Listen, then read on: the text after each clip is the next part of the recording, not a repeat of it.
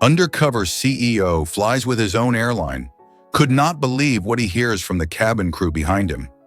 A man in a weathered hoodie boards a crowded plane. His jeans are faded, shoes scuffed, a baseball cap pulled low over tired eyes.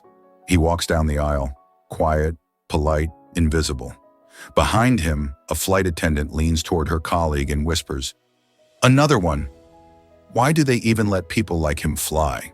He hears it, but he keeps walking. He sits beside an elderly couple and a young mom with two crying toddlers. Another crew member rolls her eyes and mutters, "This whole row smells like a cheap bus station." The man stays silent, watching, listening, not reacting. But look into his eyes. He's not just another passenger, and what he's about to uncover will shake this airline to its core. Years ago, Luis Delgado was invisible, not because he wanted to be, but because the world made him feel that way. At 16, he was scrubbing the floors of an airport bathroom with his bare hands. No gloves, no support, just him and the smell of bleach. Every day while cleaning toilets, he'd hear announcements for flights to places he could never pronounce, let alone afford to visit. He'd look up at the glowing departure boards like they were magic. He didn't dream of wealth or fame. He dreamed of airplanes. His mother, Rosa, worked 2 jobs. Some nights she'd fall asleep sitting upright in a chair at the bus stop. When they lost their small apartment, they lived out of a duffel bag. Terminal B, Gate 17, that was their shelter. He remembers watching families roll by with matching suitcases, businessmen rushing, couples kissing goodbye, kids pointing at planes with wide eyes. And he remembers thinking, what does the world feel like from up there? One night, while sharing a vending machine sandwich with his mother under a cold metal bench, she looked at him and said, "One day, you're going to fly, mijo, and when you do, take others with you." That moment never left him. Years passed. Luis saved every dollar he could. He worked as a janitor, then as a baggage handler, then as a technician assistant, rejected by flight school, denied loans, ignored by investors. He lived in his car for months, but he kept a picture of a plane taped to his dashboard. And every night before he slept, he whispered, "I will build something that gives wings to the people who never had them." It took him 20 years. 20 years of humiliation, exhaustion, and sacrifice. 20 years of being told, people like you don't start airlines. But he did it. Luis Delgado built Freedom Skies Airlines. A no-frills, low-cost airline designed not for the elite, but for the forgotten, for the janitors, for the waitresses, for the grandmas who never left their state, for the single moms with 3 kids and a dream of showing them the clouds. He created a place where every ticket is a chance, not a status symbol, where flying isn't about luxury, it's about freedom. But lately he'd been hearing whispers, anonymous emails, complaints buried under fake smiles. Staff don't care. Crew mock poor passengers. It's not the same airline anymore. Luis didn't want to believe it, so he made a decision. No press, no cameras, no warning. He pulled an old hoodie from his closet, laced up the shoes he once wore when he couldn't afford new ones, and booked a flight using a fake name. He went undercover, just like the old days, not to spy, but to see for himself if Freedom Skies still treated people like people. And now, years later, he sits in row 29, seat C, dressed like the man he used to be, wearing old shoes, faded jeans, a cap pulled low. No one recognizes him. No one thanks him. Instead, he hears insults, mockery, cruelty from the very people he entrusted to carry his dream into the sky. And as he sits there in silence, surrounded by the very souls he built this for, his heart breaks. Because this isn't just about customer service. It's about respect. It's about dignity. It's about keeping a promise to the little boy who once mopped airport floors. To them, this wasn't customer service. It was survival of the prettiest, the most elite.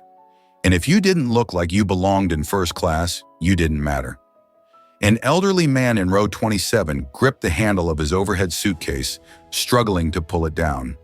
His hands trembled with age, knuckles swollen from arthritis. "Excuse me, could I get a little help?" he asked gently. Melissa turned, her smile instantly vanishing.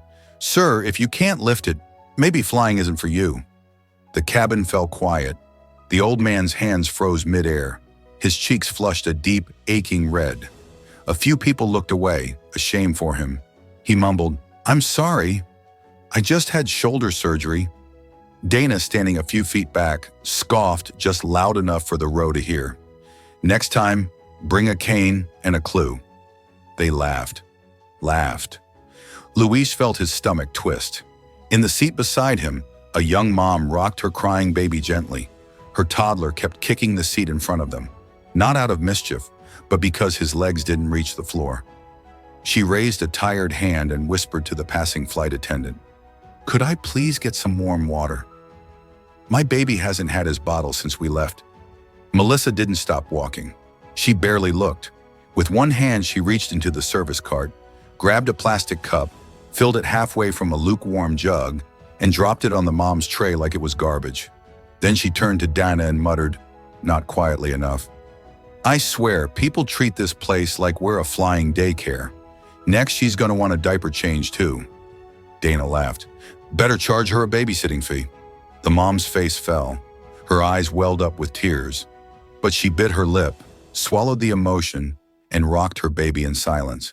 The man in the hoodie didn't move. He didn't flinch.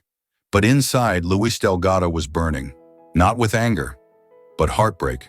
Because every insult, every sarcastic jab, every eye roll and demeaning whisper wasn't just bad service. It was a violation of the very mission he built his life around. This wasn't how Freedom Skies was supposed to feel. He remembered writing the company's first training manual by hand, scribbling in a spiral notebook at 2 a.m. in his garage apartment. The first page read, "No matter what seat they're in, what clothes they wear, or how they speak, every person who flies with us deserves kindness." He meant it. He built this company for that elderly man who had never flown before, for that young mother just trying to show her kids the world, for the millions of forgotten faces who deserved to rise above the clouds, even if no one had ever treated them like they belonged. And now, here he sat, watching two uniforms tear that dream apart, one cruel comment at a time. He looked around. No one said anything. Some passengers pretended not to hear. Others stared at the back of their seats, eyes full of shame they didn't earn. Because when humiliation becomes routine, people forget how to stand up. But Luis hadn't forgotten. He clenched his fist beneath the tray table, not in rage, but in purpose.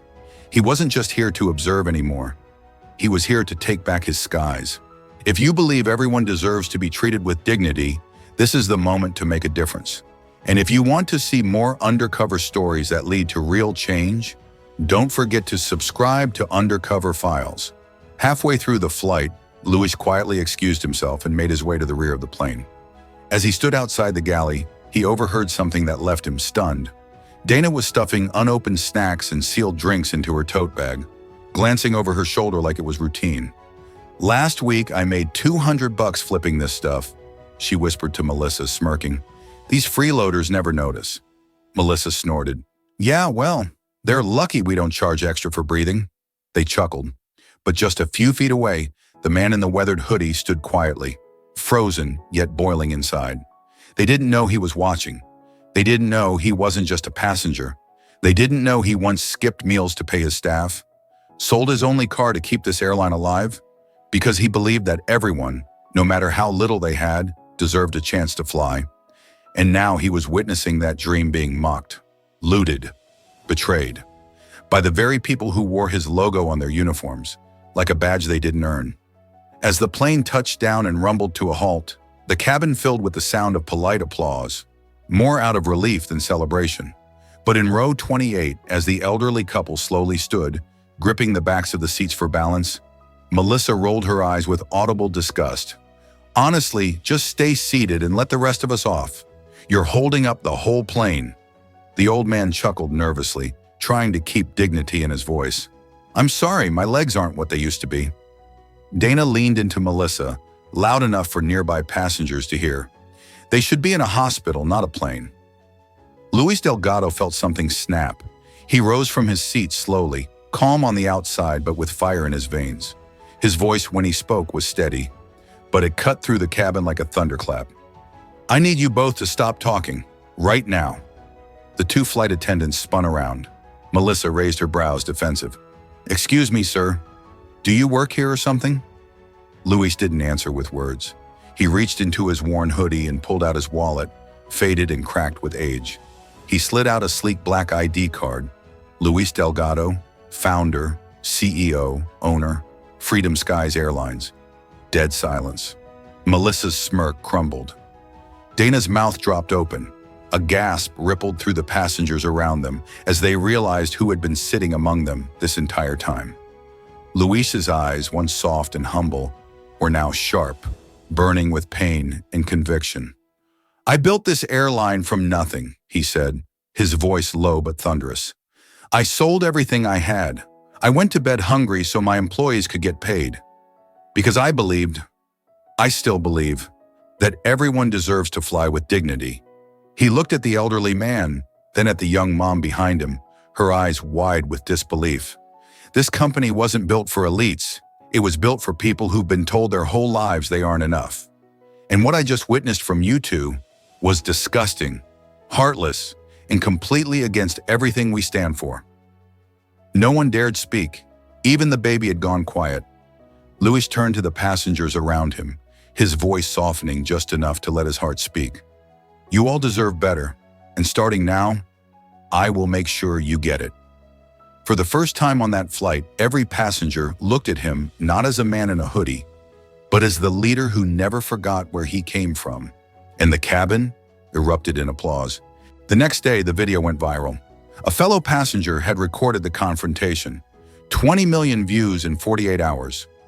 Luis held a press conference. He stood in front of the very airport where he once cleaned toilets. Tears in his eyes, he said, "I didn't build this airline for the elite. I built it for the janitors, the nurses, the truckers, the grandmas. I built it so no child ever has to watch planes from the sidewalk and think, that's not for people like me. I was that child, and I promise you now, this company will never forget why it was built." Dana and Melissa were immediately fired. A full audit was launched. New training programs were implemented, not for customer service, but for human service. 1 month later, Luis boarded another flight. This time, the old man and his wife were seated in first class, a gift from the airline, and Luis, still in his hoodie, still walking quietly. But now every step he took reminded the world of something important. Respect doesn't come with a price tag.